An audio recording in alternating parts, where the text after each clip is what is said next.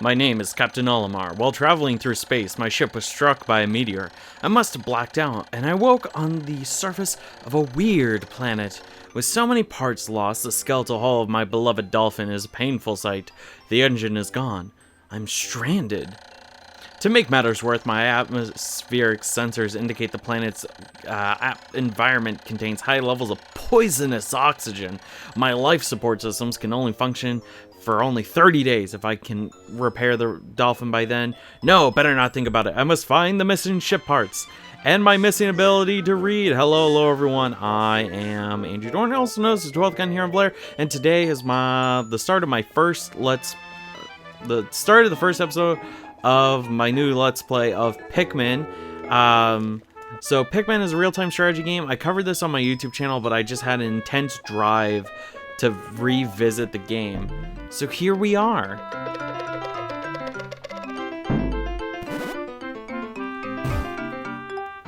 And this is a little like red ship that has popped out, and of course if you've played the Pikmin games before, you know exactly what this is. A strange thing has appeared before me. I had barely begun my search when it reared up as if it were waiting for me. It then dropped a single seed. What is it? Is it alive? Is it a machine? It resembles a vegetable on my home planet that we call an onion. I shall call this an onion too. Such a true intellectual Captain Olimar is. But yeah, so just some real quick things. Your control stick moves. I'm playing the Wii version. You use your pointer to move your cursor around, your pointer. And here we have a little Pikmin dude. I mean, it was kind of in the name. The seed that the onion dropped took root in the soil and has now produced an adorable little sprout. This sprout emits a strange light, and it sways back and forth without benefit of wind. I cannot help but think it is calling to me. I am compelled. I must approach it and press A. Yes, we must do it as the law of video games. And out spurts a little dude. These guys are cute. I love these guys. Extraordinary. When I plucked the sprout, it turned out to be a living creature, not a plant. Picking it up has done no visible damage. It just stands there staring at me. Its shape is similar to the Pick brand of carrots I love so much. I believe I shall call it a Pikmin. Again, truly an intellectual. Here I am stranded on a toxic planet fighting to survive, and yet I'm intrigued. I must research these fascinating creatures. I shall try to grab it with A and then throw it in the direction that I point. And I will call it to my side with B. Perhaps it will react to C and pressing down on the control pad while pointing as well. The following controls appear to allow me several viewpoints. Z to rotate the camera behind me, left and right to zoom, up to change the perspective. I must survive. I need to familiarize myself with these controls and my surrounding, and also how the English grammar works. Yeah, so these are Pikmin. So as I was saying, you use the control stick to move, and then went over all of the other different controls right there. So as Captain Olimar was saying, we can press and hold A and then release A by aiming at something, and we can throw them. Now these are on its own, it's a pellet. When it's on a stem, it becomes it's called a pellet posy. And as you see there, it had a 1 on it, but you brought the red pellet to the red onion, and out came 2 seeds. Astonishing, the onion has sown more seeds! The small red pellet the Pikmin harvested after cutting down a flower appears to be some type of food that can propagate more Pikmin. The onion seems to be a sort of incubator. Needless to say, I must study the strange life form more. So apparently Olimar's accent fluctuates a lot between a northern intellectual and a southern, I guess a southern male babe. What would you call that? A southern hunk, maybe? I don't know. But yeah, so if you bring a pellet of the same color as the onion, then it'll produce 1 extra. Excuse me, get over here. When Pikmin are left alone, I'll throw them over there, they become pale. And so that with the little light on top of their leaf tells you, hey, you should probably call that Pikmin back. Now this is your first day. There's not a lot going on. This is your little tutorial. A lot of games that have timed days, your first day doesn't have a timer on it, just so you can familiarize yourself with the controls. So we've got that guy bringing a pellet back. Well, we can't. So as you can see, I'm getting a little ahead of myself. Let's go back a second. As you can see, when it comes to carrying things, these one pellets, they require one Pikmin. The top number is how many Pikmin are needed to carry. The bottom is how many Pikmin are currently carrying it. So that pellet needs a bare minimum of one Pikmin to carry it. Now for a 5 pellet, you need 5 Pikmin. So as we see there, 5.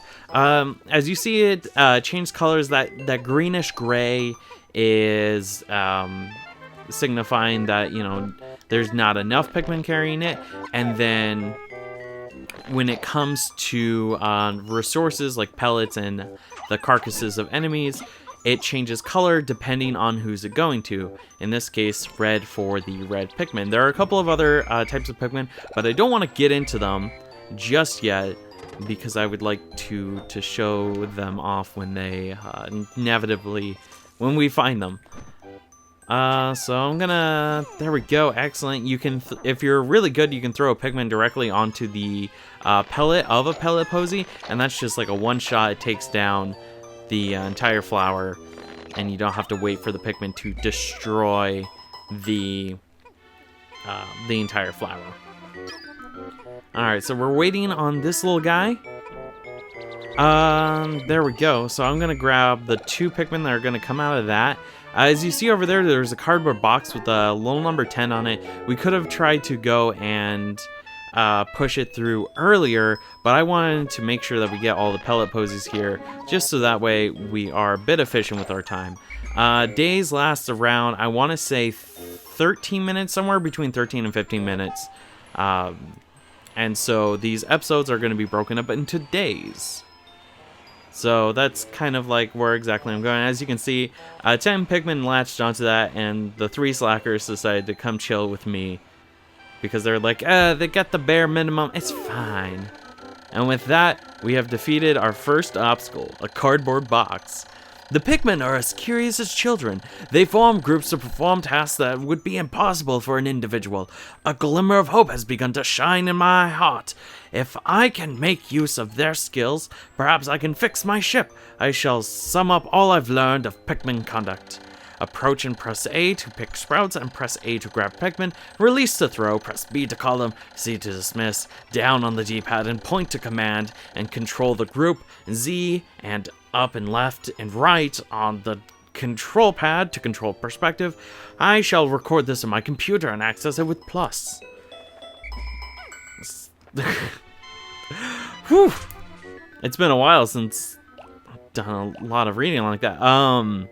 So, like he was saying, like pull up plus, this brings up this screen right here. There's a lot of blank, and that's because we haven't gotten to things that will fill in this space.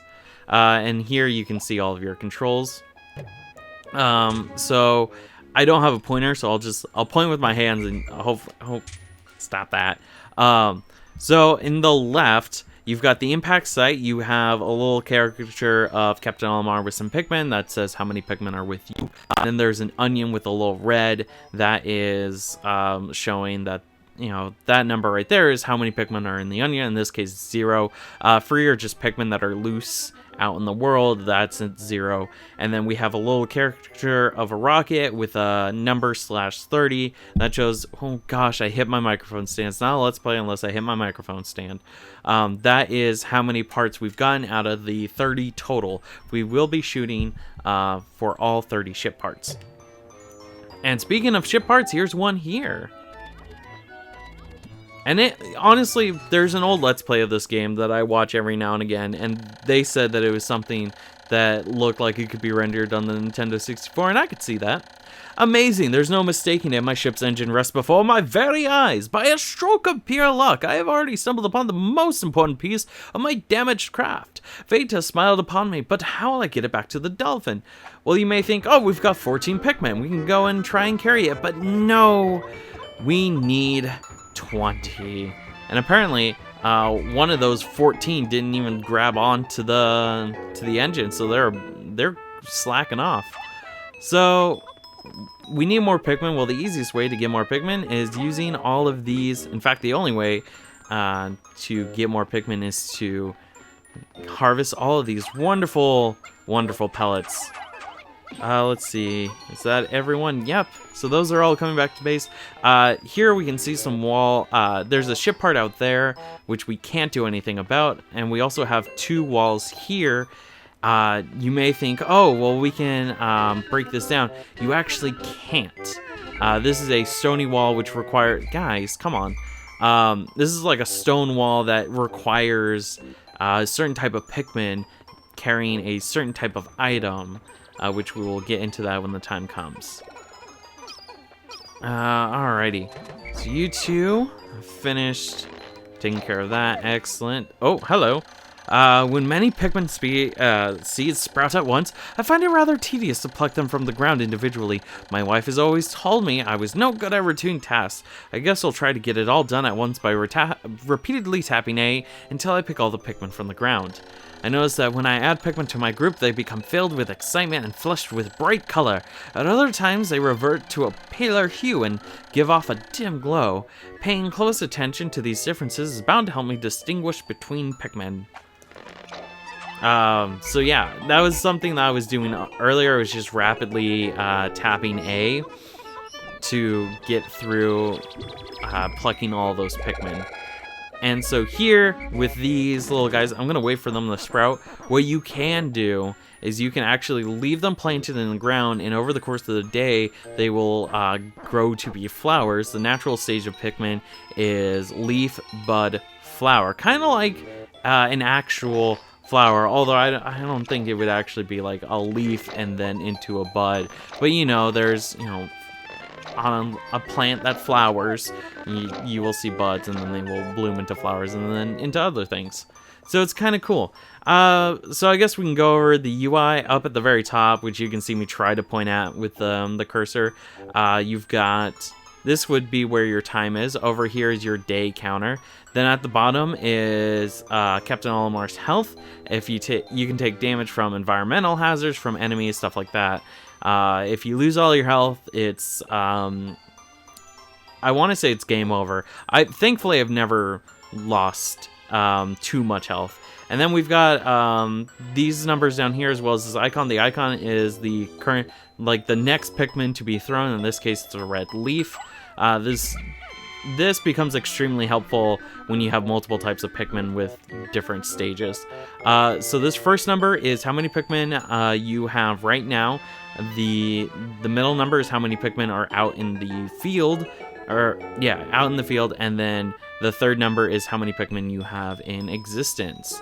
So with all that taken care of, we have all 25 Pikmin, and we can go and we can swarm them onto this engine, and hopefully they will all be a team. Yep, they're being a perfect team right now. So now we're just waiting on them to hurry up and get over here.